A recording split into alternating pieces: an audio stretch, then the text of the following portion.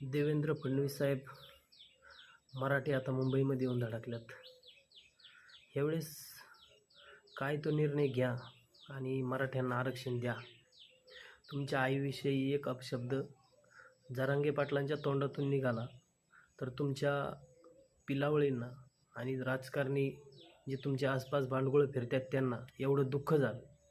परंतु मराठा समाजामध्ये प्रत्येक घरामध्ये प्रत्येक आया बहिणी आपल्या मुलाला फी भरायला पैसे नाही म्हणून आत्महत्या करतात.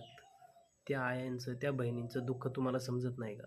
तुमची आई ती आई, दुसऱ्याची आई ती वाऱ्यावरती सोडायचीत का? त्यासाठी मराठी समाजाला न्याय मिळवून देण्यासाठी मनोजदादा जरांगे पाटील हे मुंबईमध्ये आल्यात. एवढ्या लाखोच्या संख्येने मराठा समाज त्या ठिकाणी आला आहे. आशेने काहीतरी तुमच्याकडं पाहतोय. तर नक्की त्या समाजाला, आमच्या समाजाला, मराठा समाजाला न्याय मिळवून देण्याचं काम तुम्ही करा. मराठा समाज आयुष्यभर तुमचे उपकार विसरणार नाही. परंतु काहीतरी